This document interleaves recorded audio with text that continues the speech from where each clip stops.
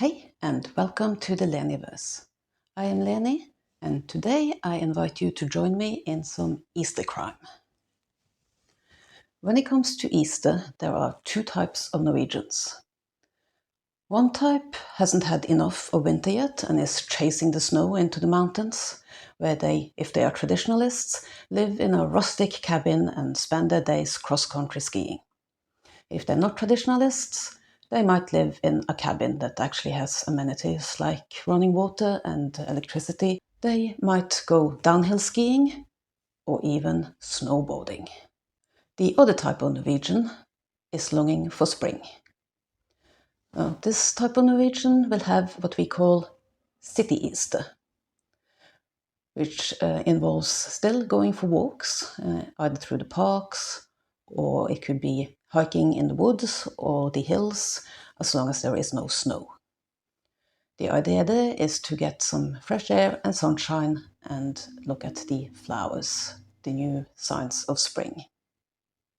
In Norway, daffodils are called Easter lilies because they don't blossom until Easter.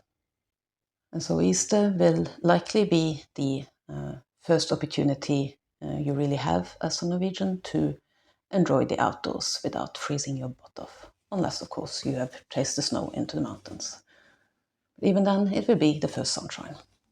Whether you are in the mountain or in the city, there are two things you need when you go for your hike, whether it's with skis on your feet or not. You need an orange, or in this case, an easy peel mandarin,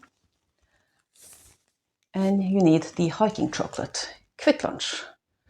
This is like a Kit Kat, only far superior.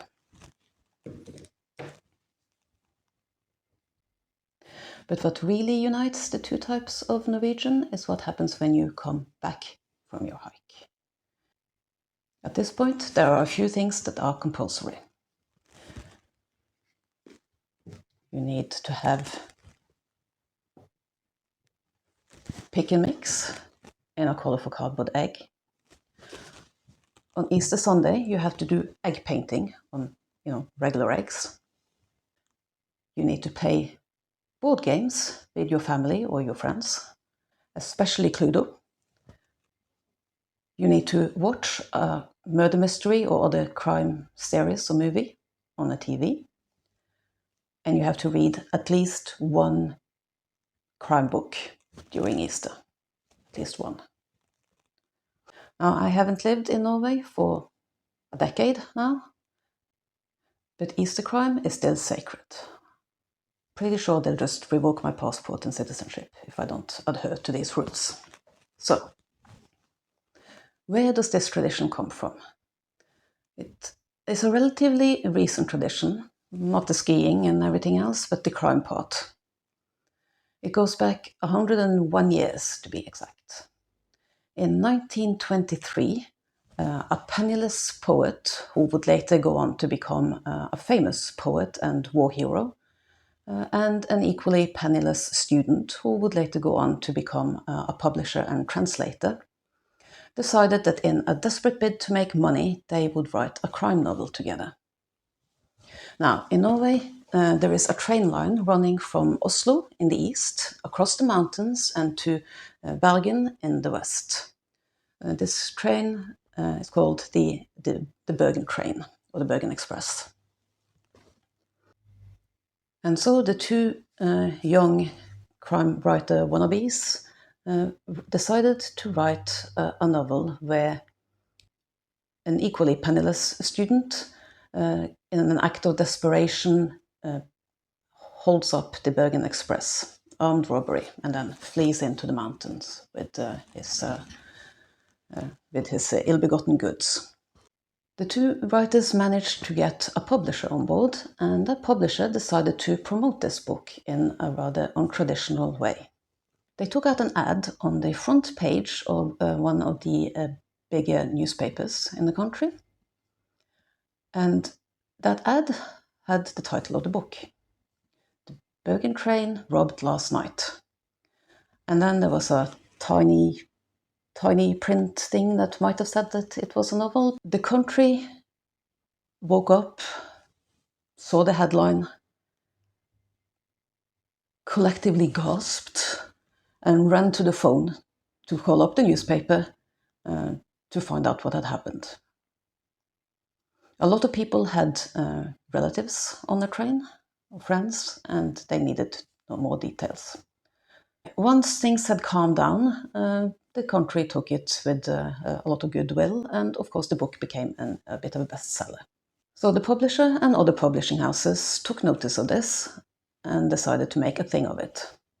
Norway is definitely a country of readers, and a lot of books come out in the autumn, ready for people to buy Christmas presents. A lot of people give books as Christmas presents. But crime novels are now usually published in the late winter, early spring, ready for Easter. Because since 1923, people have been reading crime novels for Easter. Once television became a thing, people in the TV channels looked at each other and said, what are we going to do during Easter? People go out skiing, and then they come home and they play board games and they read crime novels. How can we make them watch TV? So, of course, they started showing crime movies, murder mysteries, crime series, miniseries on TV. And to this day, the major TV networks will show usually some repeats of Agatha Christie adaptations, but also newer crime series, a miniseries running over 4 episodes perhaps. And the newspapers will print the schedules showing which shows are on what TV channels and how you can manage to watch them and what you need to record because they overlap and so on. It's a big deal. It is such a big deal that it has been given its own name. Påskekrim, or if you like, Easter crime. And now to the actual book part. What will I read during Easter? And what actually constitutes the period of Easter? Kids are off school for 2 weeks, so you could say that Easter lasts for 2 weeks. I'm in the UK, where Easter seems to just last for a long weekend. You have a bank holiday on Long Friday. Good Friday. Long Friday is the Norwegian name for it. On Good Friday, and then there's the Easter Monday. In Norway, the Thursday is also a bank holiday. So for Norwegian purposes, Easter lasts at least 5 days. And since I am also very busy with the Women's Prize for Fiction, I don't really have the time to take more than 5 days to read crime novels. Now, first up, what I plan on reading is this. 8 Detectives by Alex Pavesi. This is a newer one. I like to read at least one classic crime novel and at least one newer one. This one was passed on to me by a friend some maybe 6 months ago, and I have been keeping it for Easter crime reading. I don't really know too much about it. I have a few friends have read it and really liked it, and that's generally good enough for me. But there is, from the back, it says, all murder mysteries follow a simple set of rules. In the 1930s, Grant McAllister, a mathematics professor turned author, worked them out, hiding their secrets in a book of crime stories. I can murder mysteries follow a certain recipe, I guess. That sounds more like a job for literary criticism than mathematics. But sure. Then Grant disappeared. Julia Hart has finally tracked him down. She wants to know what happened to him. But she is about to discover that a good mystery can be murder to solve. So, okay, it has interesting cover, sorry if you have problems with holes or circles. The inside. It has a lot of sort of rave reviews in here. So that one I will definitely read. And on my Kindle, I have The Devil's Flute Murders by Seishi Yukomizo. This is a Japanese crime series that was written in the 1940s and 50s, but have only recently been translated.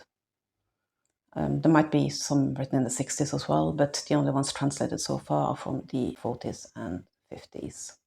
The books take inspiration from golden era crime fiction, especially Agatha Christie, but it is set in a post-war Japan with all the cultural changes taking place then, and with soldiers returning from war or not returning, as it may.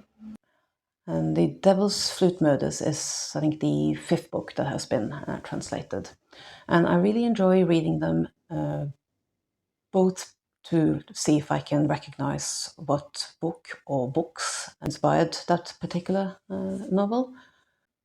For instance, there's one book that's set on an island, and people are dying one by one. But it is not the case of him having plagiarized Agatha Christie or anything, right? There's just little nods here and there, little inspirations. And everything is still different enough that you won't be able to guess who the killer is. It won't be the same person or method. There is also an investigator that's quite a character. He is almost like an anti-Poirot, because whereas Poirot is like perfectly groomed and appreciates the finer things in life, the detective in this Japanese series is kind of raggedy and doesn't even notice if he's eaten yet, and keeps like scratching his head when he's thinking. But he solves everything using his mind and seeing connections, and he seems to have a gift for figuring things out. So that one I'm also really looking forward to. Now, because I am really busy with the Women's Prize for Fiction, I'm kind of not cheating, but I've adapted a bit. Because I found that one of the books on the long list, The Maiden by Kate Foster, is actually kind of a crime novel. It is historical fiction set in the 1600s, but there's a woman, a married noblewoman, who is on trial for having murdered her lover. And then the mystery of the book is why did she take a lover? Did she take a lover? Is she the one who killed him? And if so, why? So that sounds like a murder mystery to me. Now, strictly speaking, those 3 books and 5 days of Easter, that's probably all I'll be able to manage, since I also have to go for walks in the park and make nice food and eat pick and mix while I watch a crime series on BBC iPlayer. I won't have the same kind of selection as I would have back home, but fortunately a lot of these series that are shown in Norway during Easter happen to be BBC productions, so I should be able to find something here as well. If I do find that I have more time to read crime novels, or if I double up a bit, if I manage to get some Women's Prize reading done, my quota for the day or whatever, I can pick up some more crime reading. I have the Adventures and Memoirs of Sherlock Holmes, Sir Arthur Conan Doyle. I have, to my disgrace, so far only read The Hound of the Baskervilles, and I really should remedy that. I've been thinking for years that I should read some more Sherlock Holmes. I have watched a lot of Sherlock Holmes, but I should probably read it too. So the odd Sherlock Holmes story in between other reading should be doable. But I also have a fondness for Daphne du Maurier, and I have had My Cousin Rachel for a while, and I would really like to read that too. So we'll see. I mean, I am allowed to read these books the rest of the year as well. It's just unfortunate that the Women's Prize for Fiction sort of coincides with Easter crime, especially this year when Easter comes so early. Now, I know that a lot of booktubers are doing March Mystery Madness readathon or something this month, so some of you are probably reading murder mysteries already. But I would like to extend an invitation here to join me in some Easter crime. So, my invitation or challenge to you is to read at least one crime novel over Easter. It can be it doesn't have to be a murder mystery, right? With murder mysteries, true crime is fine, police procedurals, noir, whatever tickles your fancy. It can even be a romantic suspense with a crime plot. Anything you like. We're not the crime novel police here. Would you like to join me? I would love to see in the comments what you would like to read for Easter crime, or suggestions to something I can read next Easter, or if you have a good crime TV series, miniseries, or a movie, please give me your recommendations and suggestions. Until next time, happy Easter and happy reading.